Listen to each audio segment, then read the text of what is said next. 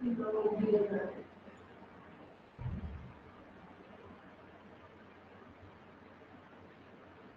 है, प्रत्येक स्वतंत्र, सार्थक एवं व्यवस्थित वर्ण समूह क्या कहता है? शब्द। शब्द स्वतंत्र रहकर ही अपना अर्थ प्रकट करते हैं, और स्वतंत्र हम बता चुके थे, ठीक है ना। जैसे हमने बताया था कमल, कमल, ये एक स्वतंत्र शब्द है और ये अपना अर्थ दे रहा है। कमल जैसे बोलते आप समझ जाओगे, कमल का मतलब कमल का फूल, ठीक है ना, और कुछ माइंड में नहीं आएगा इसके अलावा। तो प्रत्येक स्वतंत्र, सार्थक और व्यवस्थित वर्ण समूह। सार्थक का मतलब उसका चाहिए, स्वतंत्र का मतलब इंडिपेंडेंट, जैसे हमने ये लिख दिया कमल, ठीक है ना, और व्यवस्थित होना चाहिए, यानी कि एक सीक्वेंस भी है, का फिर मा फिर ला, इस सीक्वेंस के बाद ही इनका अर्थ निकलेगा, ठीक है ना। अब मान लो ल, क और मा, तो क्या इसका सुना भी नहीं है कभी, तो क्या होना चाहिए? व्यवस्थित होना चाहिए। व्यवस्थित है इसका अर्थ है, यानी कि ये सार्थक वर्ड शब्द है, ठीक। स्वतंत्र रहकर ही अपना अर्थ प्रकट करते हैं, स्वतंत्र है इस, और इसका एक अर्थ भी है, ठीक। दूसरा, ध्वनि के अनुसार वर्णों का उद्गम होता है, यानी कि उनका जन्म होता है। जैसे आप ध्वनि निकालोगे आप वैसा ही वर्ड लिखोगे। बताया था हिंदी में प्रत्येक ध्वनि के लिए एक अलग वर्ड है, बताया था। जैसे मैं ध्वनि निकालता हूँ का, तो का के लिए क्या आपके पास एक अलग वर्ड है का, ये इसकी लिपि है। ये लिपि कौन सी है? देवनागरी, ठीक है ना। अब जो भी ध्वनि निकाला है, प्रत्येक ध्वनि के लिए हमारे पास एक अलग वर्ड है। जैसे लड़का, हमने लड़का बोला तो लड़का, ये ध्वनि निकाली हमने, उसके लिए एक वर्ड है।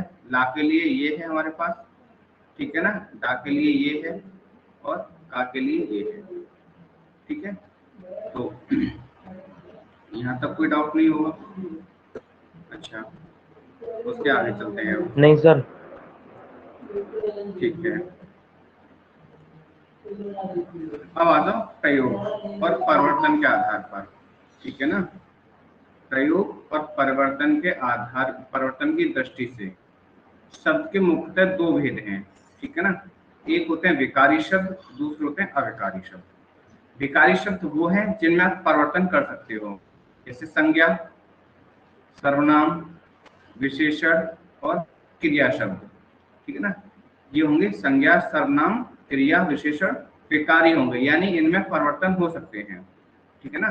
संज्ञा स्त्रीलिंग पुल्लिंग इस तरह से, सर्वनाम भी बदल जाते हैं, विशेषण भी बदल जाते हैं और क्रिया शब्द भी।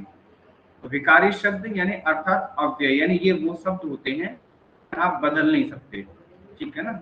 लिंग वचन या लिंग वचन कारक के आधार पर ये नहीं बदलते हैं। ये भी चार प्रकार के होते हैं, जैसे क्रिया विशेषण, समुच्चय बोधक, संबंध बोधक और विस्मय आदि बोधक, ठीक है ना। ये तो होगी आपके शब्द के बारे में इंफॉर्मेशन। शब्द क्या है? प्रयोग या परिवर्तन की दृष्टि से दो दो प्रकार के हैं। कौन से? विकारी और अविकारी। विकारी भी चार प्रकार के हैं, संज्ञा, सर्वनाम, क्रिया, विशेषण। और अविकारी भी चार प्रकार के हैं, क्रिया विशेषण, समुच्चय बोधक, संबंध सर बोधक और सर विस्मय बोधक। सर 5 सर निपात हाँ भी हाँ, तो है। निपात बता रहे हैं, निपात थोड़ा अलग है, इसी में समझा देते हैं। अब माइक ऑफ करो, माइक, ठीक है ना। एक हो गया तुम्हारा नेपाल, ठीक है ना।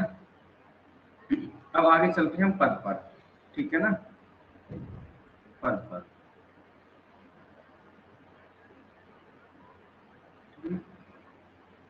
अब पद, जब कोई भी शब्द स्वतंत्र न रहकर व्याकरण के नियमों में बंध जाता है तब वह पद कहलाता है, ठीक है ना।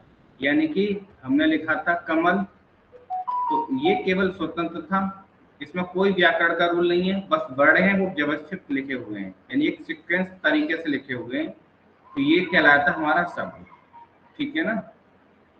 अगर हम इसे व्याकरण के रूल में बांधे हैं, व्याकरण के रूल हैं, जैसे कि कमल का फूल, ठीक है ना, कमल का फूल सुंदर है। अब ये कमल क्या है? अब ये कमल जो एक जो है वाक्य में यूज हो रहा है, यानी व्याकरण में आ रहा है, ये इसके मतलब आगे बताएंगे क्या होता है ये सब, ठीक है ना। कारक होते हैं ये कर्म वगैरह, इस तरह से सुंदर विशेषता। तो अब ये क्या व्याकरण के रूल में यूज हुआ है, तो ये अब क्या है, ये पद कहलाएगा। कमल का एक पद है ये, ठीक है ना। और यहाँ ये स्वतंत्र शब्द है केवल, तो जब स्वतंत्र तरीके से यूज होगा तो कहलाएगा वो शब्द। व्याकरण या वाक्य में यूज होगा तो पद कहलाएगा, ठीक है ना। आगे अब पद की पहचान कैसे करेंगे, देखो कारक, वचन, लिंग, पुरुष इत्यादि में बंद कर शब्द जो है पद बन जाता है। पद कोई भी शब्द कब बनेगा, जब वो कारक के साथ यूज हो, वचन हो, लिंग हो और पुरुष, इन सब के अकॉर्डिंग जब यूज करेंगे उसे तो वो पद कहलाएगा, ठीक। जैसे उदाहरण है, लड़का पढ़ता है, ठीक है ना, बच्चा रोता है, देखो। और इधर हाथी चिंगारता है, घोड़ा घास खाता है। अब जैसे देखो इसमें पहले वाले में यूज लड़का, दूसरे में यूज हुआ है बच्चा, ठीक, तीसरे में हाथी, चौथे में घोड़ा। ये स्वतंत्र ना रहकर वाक्य, ठीक है ना। लड़का केवल सेपरेट लिखा है हमने, नहीं लिखा, ये किस में यूज हुआ है, वाक्य में, ठीक है। अब देखो जैसे अब व्याकरण नियम बन चुके हैं, अतः ये क्या कहलाएंगे, पद कहलाएंगे, ठीक। अब है पद के 8 भेद। पद भी कितने प्रकार के होते हैं, 8 प्रकार के होते हैं। पहला संज्ञा पद, ठीक है ना। दूसरा सर्वनाम पद, जिसे आप इंग्लिश में प्रोनाउन कहते हैं, संज्ञा यानी नाउन। तीसरा क्रियापद, चौथा विशेषण यानी एडजेक्टिव, चौथा क्रिया विशेषण, संबंध बोधक, ठीक है ना, समुच्चय बोधक अगला, और उसके बाद अगला विस्मयादि बोधक, ठीक। ये हो गए पद के प्रकार, ठीक है। अब इसके बाद अगला चलते हैं।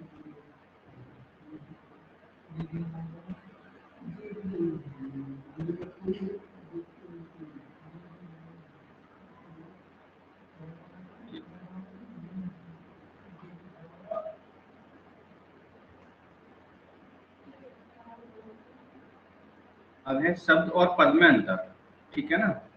पहले बात करते हैं शब्द की। शब्द क्या है, शब्द वर्णों की स्वतंत्र एवं सार्थक इकाई है, यानी स्वतंत्र होते हैं और उनका अर्थ होता है, ठीक है, वो किसी वाक्य में यूज नहीं होते। दूसरा, पद का मात्र अर्थ पर अर्ध परिचय होता है, यानी शब्द क्या बताते हैं, ये आधा परिचय देते हैं, ठीक है ना। शब्द सार्थक और निरर्थक दोनों होते हैं, ठीक है ना। शब्द यानी उनका अर्थ भी हो सकता है और अर्थ नहीं भी हो सकता, लेकिन एक शुद्ध शब्द वही होगा जिसका अर्थ होगा, ठीक। पद क्या होता है, ये वाक्य में यूज होते हैं। एग्जाम्पल दिया था हमने कमल वाला, जैसे केवल कमल लिखेंगे हम तो ये क्या होगा, होगा। अब लिख देंगे कमल का फूल सुंदर है, ठीक है ना, कमल का फूल सुंदर है।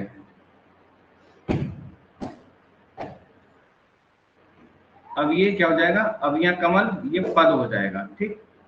पद का व्याकरणिक परिचय होता है, ठीक, व्याकरण के रूल के अनुसार है। पद वाक्य में अर्थ का संकेत देता है, ठीक है ना। पद वाक्य में अर्थ का संकेत देता है। अब ये क्या है, इससे अर्थ निकल रहा है हमारा, क्या है, कमल एक सुंदर फूल है। पद लिंग, वचन, कारक तथा के अनुसार संबंध होता है। अब पद का संबंध किससे होगा, लिंग से, आगे देखेंगे। पद का परिचय चलते हैं। व्याकरणिक कोटियों के अनुसार वाक्य में प्रयुक्त पदों, प्रयुक्त का मतलब यूज होता है, ठीक है ना, परिचय देना ही पद परिचय कहलाता है।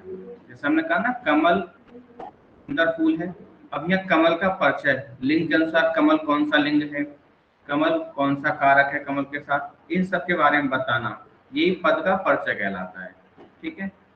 अब पद परिचय में हमें कौन कौन सी बात ध्यान रखनी चाहिए। पहला, संज्ञा, यदि रेखांकित पद संज्ञा है, संज्ञा के तीनों भेद, यानी व्यक्तिवाचक संज्ञा, जातिवाचक संज्ञा और भाववाचक संज्ञा, ठीक है ना। संज्ञा के तीनों भेद, क्योंकि जैसे कमल है, कमल का हमें बताना होगा कमल व्यक्तिवाचक संज्ञा है, जातिवाचक संज्ञा है या भाववाचक संज्ञा है, ठीक। ऐसे लिंग स्त्री पुल्लिंग है, वचन एक वचन है, बहुवचन। कारक, कारक चिन्ह बता देंगे आपको, विभक्ति चिन्ह होते हैं भी आगे बता देंगे मैं। क्रिया कौन सी क्रिया है, अकर्मक या सकर्मक, इन सब के बारे में बताना, यानी उसके संबंध, ठीक है ना, इन सबके साथ का संबंध का उल्लेख करना ही एक पद का परिचय, यानी ये संज्ञा की विशेषता होगी। दूसरा सर्वनाम, यदि रेखांकित पद सर्वनाम है, ठीक है ना, यानी जो जिसकी हम बात कर रहे हैं पद की, अगर वो पद सर्वनाम है तो उसमें सर्वनाम के भेद, यानी कौन सा सर्वनाम है वो, वचन कौन सा है, लिंग कौन सा, कारक कौन सा है। दूसरा क्रिया के साथ उसके संबंध, उसके बारे में विशेषण भी बताना होगा आपको, ठीक है, उसकी क्रिया भी बतानी होगी, कर्मक है सकर्मक है, क्रिया विशेषण ही बताना होगा, यानी भेद या जिस क्रिया की विशेषता बताई गई हो उसका उल्लेख करना होगा। ठीक, ये सब आगे एग्जांपल में देखेंगे। संबंध बोधक अव्यय, ठीक है ना, यानी उसका संबंध भी बताना होगा आपको, जिन पदों, संबंधों, उपवाक्यों आदि को जोड़ता है उसका उल्लेख करना होगा, यानी कौन सा संबंध है। समुच्चय बोधक यानी भेद तथा जिन पदों को जोड़ता है, ये सब आगे एग्जांपल जा देंगे। विस्मयादियां हंसी, दुख, इस तरह की बातें आती हैं, ठीक है ना। देखो इस एग्जांपल से समझते हैं। इसमें एग्जांपल है राधा, राधा के नीचे इन्होंने अंडरलाइन की है, ये हो गया रेखांकित भाग, ठीक है ना। राधा विद्यालय जाती है, अब हमसे पूछना चाह रहा है राधा के बारे में बताओ। राधा कौन सी संज्ञा है, एक व्यक्तिवाचक संज्ञा है, यानी किसी पर्सन की बात हो रही है। राधा क्या एक पर्सन है, ठीक है ना, तो ये संज्ञा कैसी है, व्यक्तिवाचक। दूसरी, राधा स्त्रीलिंग है या पुल्लिंग है, जेंडर पूछा है, मेल या फीमेल, उसका जेंडर क्या है, फीमेल, यानी स्त्रीलिंग है, ठीक। तीसरा, उसका वचन कौन सा है, ठीक है ना, एक वचन है, बहुवचन, तो ये एक वचन है कि एक की बात हो रही है, एक से ज्यादा की नहीं। राधा क्या है, मतलब उसमें पूछते हैं ऑब्जेक्ट है या सब्जेक्ट है, करता है वो, ठीक है ना, सब्जेक्ट है, कर्ता कारक। राधा विद्यालय जाती है, कौन जाता है, राधा जाता है, तो राधा ही काम कर रही है, तो ये कर्ता कारक। जाती है, ये क्रिया की है, ठीक है ना, जाति क्या है, क्रिया है ये, ठीक है ना। अच्छा, यहाँ तक मेरे हिसाब से कोई डाउट नहीं होगा। अभी अगला एग्जांपल लेते हो।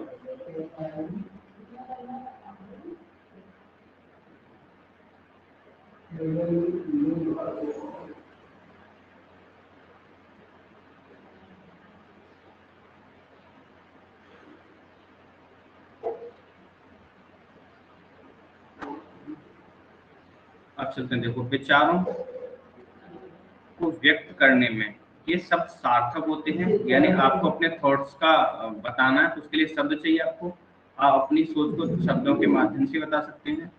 जिसके पास जितने अधिक शब्द का भंडार होता है वह मात्र उतना ही समृद्ध माना जाता है, यानी जिसके पास जितने ज्यादा वर्ड होंगे वो उतनी ज्यादा तरह के वर्ड यूज कर सकता है एक ही वर्ड के लिए, ठीक है ना।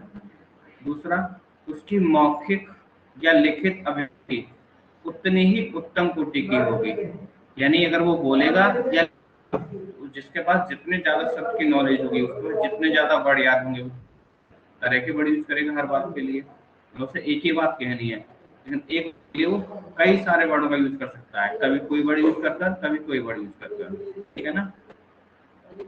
जैसे शब्दों का वर्गीकरण, शब्दों का वर्गीकरण देखें तो शब्दों के वर्गीकरण में क्या है, पहला है स्रोत अथवा इतिहास के आधार पर, यानी ये सब आया कहाँ से, इसका सोर्स क्या है, ठीक है ना। दूसरा, रचना के आधार पर, यानी ये बना कैसे है। तीसरा, प्रयोग के आधार पर, यानी ये यूज कहाँ होगा और कैसे होगा। चौथा, अर्थ के आधार पर, यानी इसका सेंस क्या होगा। पांचवा, व्याकरणिक प्रकार के आधार पर, या विकारी है या अवकारी है, ठीक। अब स्रोत के आधार पर देखें, ये तत्सम शब्द होगा। तत्सम शब्द वो होते हैं जो सीधे सीधे संस्कृत से आए और हिंदी में होते हैं, उन्हें कहते हैं तत्सम, यानी संस्कृत के समान शब्द। दूसरा है तद्भव, तद्भव यानी वो शब्द हैं जो संस्कृत आए हैं लेकिन उनमें थोड़ा सा परिवर्तन हो गया है, थोड़ा सा चेंजमेंट हुआ है, ठीक है ना। तीसरे, विदेशी शब्द, जो मतलब बाहर से डॉक्टर शब्द है, अब हिंदी में लिखते हैं, ऑफिस हिंदी में लिखते हैं, बाहर का शब्द है। देश गांव वगैरह में यूज होते हैं, ठीक है ना। संकर शब्द यानी जो हिंदी इंग्लिश या उर्दू फारसी या उर्दू या हिंदी इस तरह से, जैसे एक शब्द, ठीक है ना, रेलगाड़ी, रेल जो है अरबी फारसी का शब्द का, तो मिक्स बन गया ये रेलगाड़ी। इस तरह से क्या है ये संकर। दूसरा पूछा उसने रचना के आधार पर शब्द, रूढ़ शब्द की बात करते हैं। देखो रूढ़ शब्द वो होते हैं जो मतलब, जैसे मैं नाम ले दूं आपसे कुर्सी, ठीक है, जैसे मैंने नाम लिया कुर्सी, कुर्सी क्या एक रूढ़ शब्द है।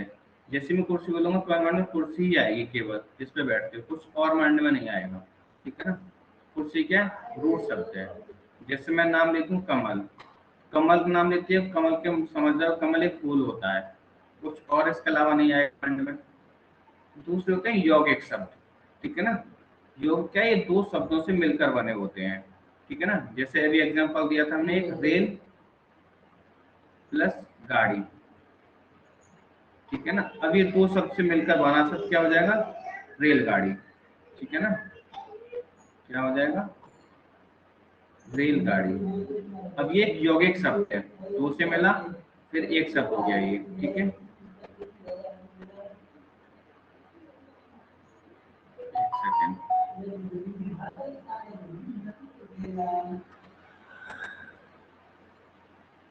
ठीक है। अगला है देखो योग रूढ़ शब्द, ठीक है ना। योग रूढ़ शब्द जो किसी योग से बनते हैं, ठीक है ना। जैसे एक एग्जांपल है ज ल ज, ठीक है ना, जलज। अब इसमें दो शब्द का यूज हुआ है, मतलब दो वर्डों का। एक का यूज हुआ है इसमें जल का, जल यानी पानी, दूसरा यूज हुआ जा का। अगर मैं इन दोनों को मिला दूं तो हमें वर्ड मिलेगा जलज, ठीक है ना। और जलज का मतलब भी क्या होता है, जलज का मतलब होता है कमल, ठीक है ना। जलज मतलब कमल। अब जलज का एक रूढ़ शब्द हो गया, जैसे मैं जलज कहूंगा तो जलज का मतलब कमल होगा, आपको मानो कुछ और नहीं आएगा, ठीक है ना। ऐसे एक और शब्द ले लो, एक शब्द है आपका चारपाई, ठीक है ना। अब मैं चार पे बोलूंगा यानी ये चार संख्या है और पाई, ठीक है ना, मतलब चार प्लस पाई मिला के ये चार पाई बन गया। तो इसका मतलब क्या होगा, चार पाई जैसे बोलूंगा तो आपके माइंड में खटिया समझ में आ रहा है जिसका आप बैठते हैं, कुछ और माइंड में नहीं आएगा। मतलब चार पाए, चार पैर तो गाय के भी होते हैं, भैंस के भी, वो सब माइंड में नहीं आएंगी। माइंड में क्या आएगा केवल, तो ये क्या हो जाएगा, योग रूढ़ शब्द, ठीक है ना। रूढ़ जिसका मतलब बदला नहीं जा सकता, जिसका एक ही अर्थ होगा बोलते ही। यौगिक यानी दो शब्दों से मिलकर बना होगा, वो वाला शब्द जो दो शब्द से मिल। योग रूढ़ यानी कि इसमें दो शब्द मिलेंगे लेकिन वो रूढ़ हो जाएंगे, यानी फिर उसमें परिवर्तन नहीं होगा, उसका अर्थ एक ही होगा। जैसे मान लो मैं, ठीक है ना, दशानन।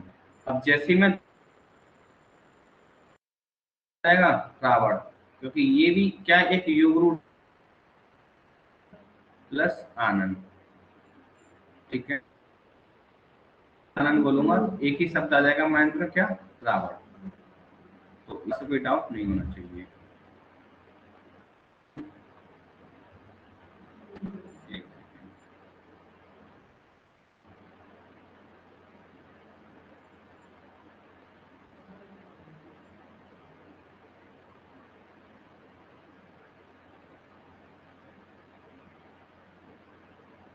अब चलते हैं अर्थ के आधार पर सब, ठीक है ना। देखो पहला है एकार्थी, यानी जिनका है, ठीक है ना। जैसे कोई भी शब्द बोलो उसका अर्थ क्या हुआ, एक ही होगा। एक है अनेकार्थी, यानी एक शब्द हमने कोई बोला उसके अनेक सारे अर्थ होंगे, ठीक है ना। जैसे कि जैसे कि एक शब्द है कनक, ठीक है ना। अब कनक के दो अर्थ होते हैं, एक अर्थ तो होता है उसका धतूरा, ठीक है ना, दूसरा अर्थ होता है उसका सोना। यही होगा अनेकार्थी शब्द। और जिसका एक ही अर्थ हो, ठीक है ना, वो एकार्थी, जिसका एक से ज्यादा अर्थ हो वो अनेकार्थी। पर्यायवाची आप जानते ही हो, एंटोनियम वगैरह जो होते हैं, व्योम शब्द, एंटोनियम एटसेट्रा, ये हो जाते हैं अर्थ के आधार पर। अगला है व्याकरण के आधार पर, ठीक है ना। विकारी शब्द और अविकारी बताए थे क्या होते हैं ये। अब आगे चलते हैं डिटेल में।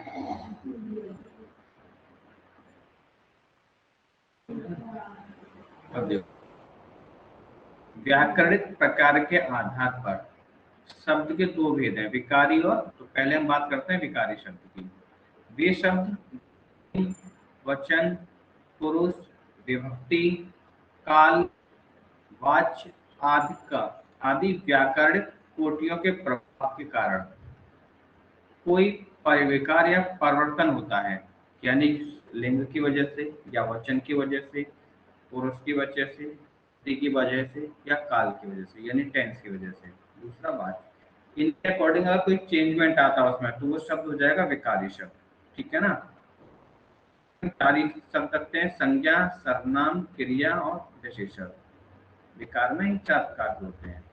पहले बात करते हैं हम संज्ञा के आधार पर। ठीक है ना। संज्ञा के विकारी शब्द, जैसे एक शब्द है लड़का। ठीक है ना। लड़का, अब इसका विकारी रूप क्या हो सकता है, हमने इसका लिंग बदल दिया, क्या कर दिया, लड़के कर दिया, लड़के ने। तो लड़के क्या था, लड़का एक वचन, लड़के भी क्या है, एक वचन है। दूसरा कैसा है, ये ने लगा दिया, ये विभक्ति चिन्ह है, ये हो जाएगा कर्ता कारक। ठीक है। कारक क्या है इसका, कर्ता। टेंस कौन सा है, ये भूतकाल का है, लड़के ने, यानी पहले की बात कर रहे हैं। केवल लड़के यूज करोगे तो ये क्या हो जाएगा, बहुवचन हो जाएगा। लड़का एक वचन, और लड़का ये सब बदल सकता है, लड़के कर सकते हैं हम इसको। ठीक है ना।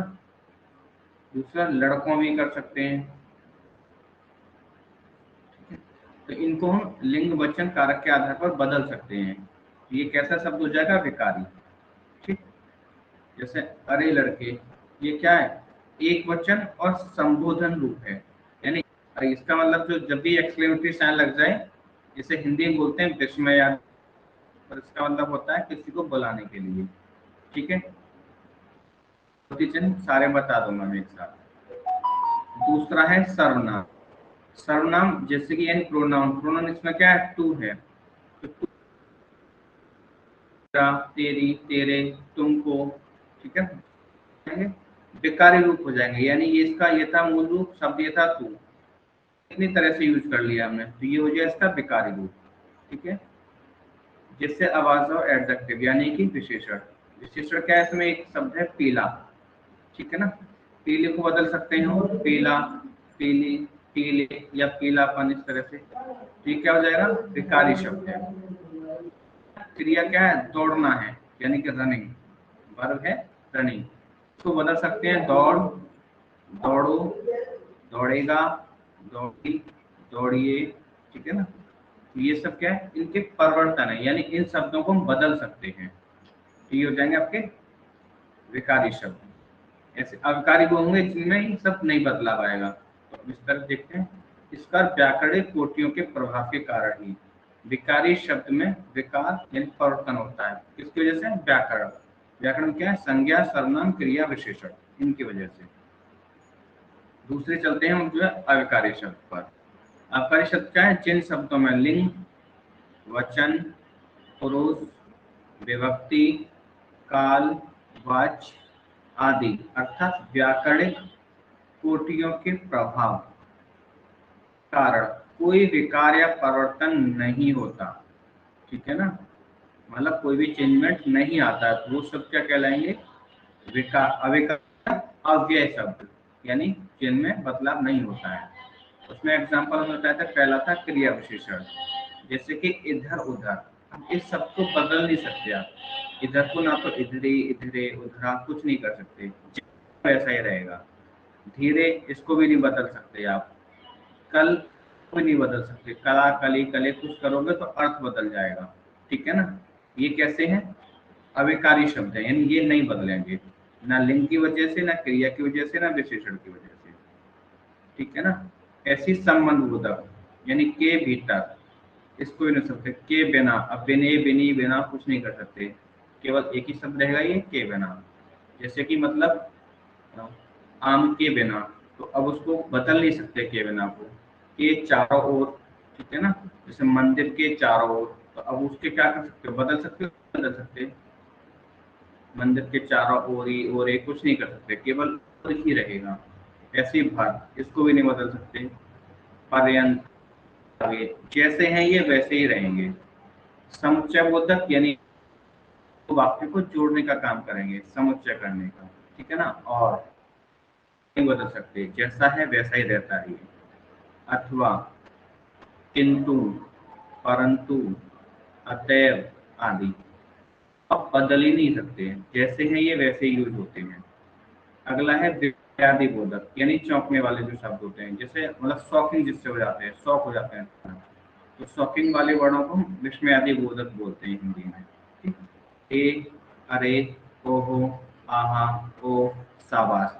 जैसे कोई अच्छा काम करे तो कहते हैं ना शाबाश, बड़ा खुश होकर, ये क्या विस्मयादि यानी शॉकिंग वाले जो वर्ड होते हैं। अगला है निपात। निपात क्या होता है, ये किसी पर जोर डालने के लिए यूज होते हैं, ठीक है ना। जैसे ही, या जैसे राम ही ने फल खाया, किसने खाया, राम ही ने, यानी उस पर कह रहे हैं। तो जो दबाव वाले शब्द हैं वो निपात होते हैं, और वो क्या होते हैं, अविकार। ही की जगह आप कुछ और यूज नहीं कर सकते, ठीक है ना। भी तो है तो ही रहेगा, इससे भी आप नहीं बदल सकते।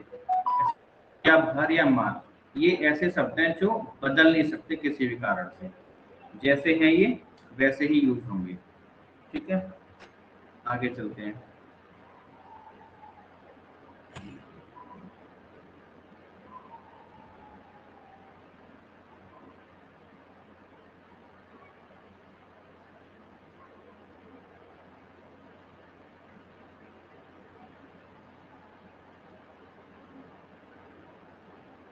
तो आ जाओ फिर से पद पर, ठीक है ना। पद शब्द भाषा की सबसे छोटी अर्थवान इकाई है। शब्द क्या होता है, भाषा की सबसे छोटी अर्थवान इकाई, यानी जिसका अर्थ, वैसे भाषा की सबसे छोटी इकाई वर्ण होता है, आपको पता ही है, भाषा की सबसे छोटी। लेकिन भाषा की सबसे छोटी अर्थवान इकाई, जब वो पूछे कौन सी, जिसका अर्थ हो, तो क्या कहलाएगा, शब्द कहलाएगा। ये शब्द, भाई वर्ड तो मैंने केवल का लिख दिया, अब इसका कोई अर्थ तो है नहीं, सबसे छोटी इकाई। अब मैं इन वर्णों को मिला दूं, ठीक है ना। हाँ? अब मैं इनको मिला दूं तो ये क्या बन जाएगा, ये बन जाएगा कमल। अब इसका एक अर्थ है, तो ये भाषा की सबसे छोटी अर्थवान इकाई है। जब यह शब्द, ठीक है ना, वाक्य में प्रयोग होता है तो इसे पद कहते हैं। किसी वाक्य में यूज कर लूं, सेंटेंस में, ये क्या हो जाएगा, पद कहलाएगा, ठीक है ना। जैसे सुशीला फल खाती है, क्या इसमें, सुशीला फल खाती है, तो वाक्य में सुशीला है, एक शब्द फल है, दूसरा खाती, और अगला है, ठीक है ना। तो इसमें चार स्वतंत्र शब्द हैं, यानी इंडिपेंडेंट शब्द कौन से थे, चार। मान लो सुशीला थी, फल अपने आप में एक शब्द, फ्री शब्द है, इंडिपेंडेंट है। फल का मतलब हम जानते हैं, फ्रूट को कहते हैं। खाती भी अपने आप में एक इंडिपेंडेंट और है भी, ठीक। इन सबको ने एक सीक्वेंस में यूज कर दिया, सुशीला फल खाती है, ठीक है ना। तो ये वाक्य बन गया, और ये सारे शब्द क्या है, ये चार स्वतंत्र शब्द हैं जो पद की तरह यूज हुए हैं। इनके मेल से उपयुक्त वाक्य बना है। उपयुक्त का मतलब जो ऊपर है, यानी ये वाला वाक्य इन सबको मिलाने से बना है। यानी हमने चार अलग अलग शब्द थे, एक था सुशीला, दूसरा था फल, तीसरा था खाद्य, चौथा है। इन चारों को एक लाइन से रख दिया हमने, तो ये वाक्य। अब वाक्य में प्रयुक्त इन्हीं शब्दों को क्या कहते हैं, हम पद कहेंगे, ठीक है। अब आ जाओ पद की परिभाषा, ठीक है ना। जब शब्द स्वतंत्र रूप में होता है और वाक्य के बाहर होता है, ठीक है ना, तो वह शब्द कहलाता है। जैसे मान लो यहाँ लिख देता हूँ मैं सुशीला, ठीक है ना। अब ये शब्द क्या है, स्वतंत्र रूप में और कोई भी वाक्य में यूज नहीं हुआ, तो ये शब्द कहलाएगा। लेकिन जब यह शब्द वाक्य के अंग के रूप में, वाक्य के अंग के रूप में प्रयोग होगा, यानी प्रयुक्त होता है, तो उसे पद कहते हैं। अब ये सुशीला को उठा के लाया मैं, और कहाँ रख दिया मैंने, यहाँ रख दिया। अब आगे फल खाती है, वाक्य में ऐड रख दिया इसको। अब ये किसी वाक्य में यूज हो गया, तो अब ये सुशीला क्या कहलाया, पद हो गया। अब यहाँ कहेंगे इसको पद, और यहाँ कहेंगे इसको शब्द। यहाँ पर ये शब्द है, वहां ये पद है। जैसे बालिका एक स्त्रीलिंग संज्ञा शब्द है, यदि इसी बालिका शब्द को वाक्य में प्रयोग किया जाए तो इसके विभिन्न रूप मिलेंगे। जैसे बालिका नृत्य कर रही है, ठीक है ना, बालिकाएं नृत्य कर रही हैं, बालिकाओं को नृत्य करने दो। बालिकाओं नृत्य प्रारंभ करो, यानी संबोधन कर रहे हैं। तो एक और वाक्य में अलग अलग तरीके से यूज हुआ है, ठीक है। जैसे उपरोक्त वाक्य में बालिका, बालिकाएं, बालिकाओं, बालिकाओं। रूप स्वयं में स्वतंत्र पद नहीं है, क्योंकि वाक्य में जुड़ रहे हैं। शब्द के ही ये रूप पद कहलाते हैं, ठीक है ना। शब्द के ये ही रूप क्या कहलाएंगे? पद, क्योंकि ये सब बालिका जो वर्ड है वाक्य में अलग तरीके से यूज हुआ है, ठीक है। तो ये क्या है? पद है। तो पद बनने के लिए कुछ कंडीशंस फॉलो करते हैं, ठीक है ना।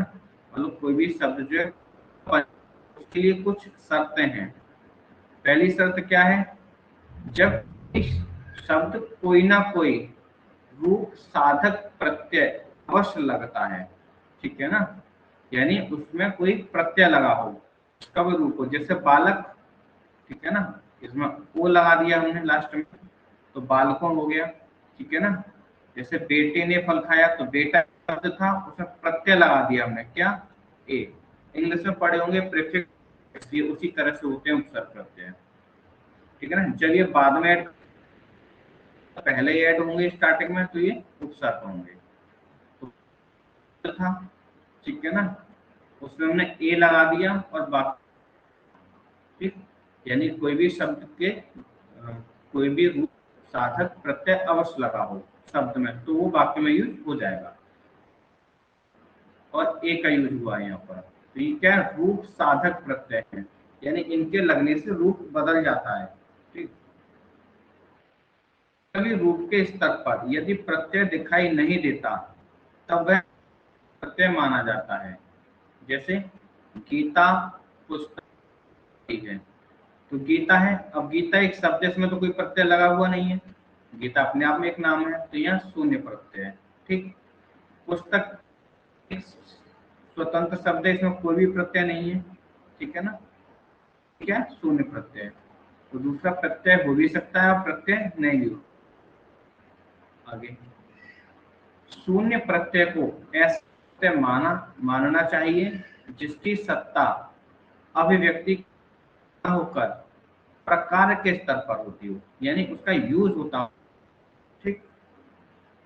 तीसरी कंडीशन, जब भी कोई शब्द प्रयोग होगा उसमें कोई ना कोई रूप साधक प्रत्यय अवश्य लगता है, चाहे वह शून्य ही क्यों ना हो। यानी या तो शून्य प्रत्यय होगा या फिर कोई भी अन्य प्रत्यय होगा, लेकिन लगा जरूर होगा, कुछ नहीं है तो प्रत्यय, ठीक। आप सोच लो कोई भी शब्द है वो सिर्फ सारे शब्द वाक्य में यूज हो जाते हैं।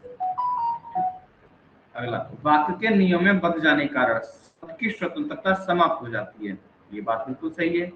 हमने जैसे बिल्कुल सेपरेट लिखा था सुशीला, लेकिन जैसे ही हमने इसको वाक्य में यूज कर लिया तो इसकी इंडिपेंडेंसी क्या हो गई? खत्म हो गई, ठीक है ना। इसकी स्वतंत्रता समाप्त हो गई। कोई भी शब्द जब वाक्य में होता है तो वह कोई ना कोई प्रकार अवश्य करता है, यानी जब वाक्य में यूज होगा तो उसका कुछ ना कुछ काम तो होगा ही। जैसे माता ने बेटी को पुस्तक दी, अब यह माता क्या है? माता करता है, यानी सब्जेक्ट है, काम कौन कर रहा है? माता कर रही है। बेटी क्या है? यहाँ कौन कर्म है, किसके लिए काम हो रहा है? बेटी के लिए, ठीक है ना। का कार्य कर रही है, माता सब्जेक्ट का काम कर रही है, बेटी कौन कर्म का। ये कर्ता कर्म सब पढ़ा देंगे, ठीक है ना। एक बार चैप्टर का ओवरव्यू कर लें। अगला है नंबर 6, पद के निर्मित होने का प्रयोजन ही यही है कि वह किसी न किसी कार्य से जुड़ा हो। यानी पद का मतलब है वो कुछ ना कुछ तो कोई ना कोई काम को करेगा। स्वतंत्र होगा तब तो कोई बात है नहीं रहा, ठीक है ना। जैसे मैं लिखूं सुशीला, तो सुशीला तो कोई ये कोई काम कर रही है? नहीं कर रही। अब मैं कहता हूँ सुशीला खाना खाती, तो खाना क्या हो जाएगा? आपको काम हो गया उसका, क्या? खाना खाना। दृष्टि से जितने ही प्रकार के शब्द होते हैं उतने ही पद हो जाते हैं, यानी जितने प्रकार के शब्द होंगे उतने ही प्रकार के पद होंगे।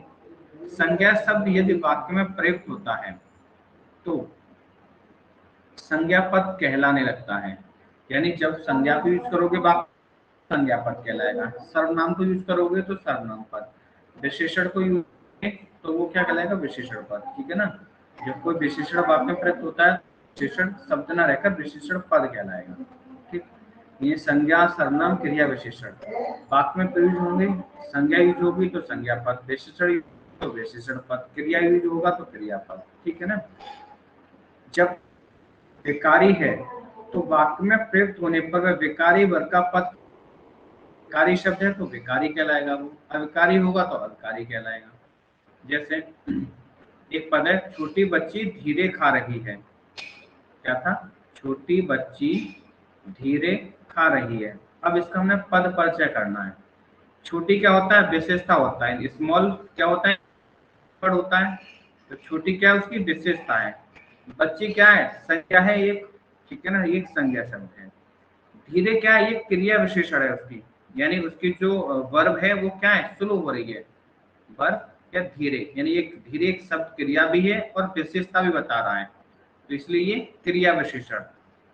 ठीक है ना, यानी क्रिया की विशेषता बताने वाले जो वर्ड होंगे वो क्रिया विशेषण कहलाएंगे। यानी जो वर्ब की विशेषता बताएगा, बताएगा वो क्रिया विशेषण। ठीक है ना।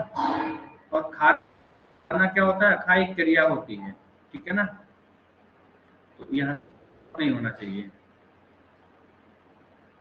हाँ सर, यहाँ तक कोई डाउट?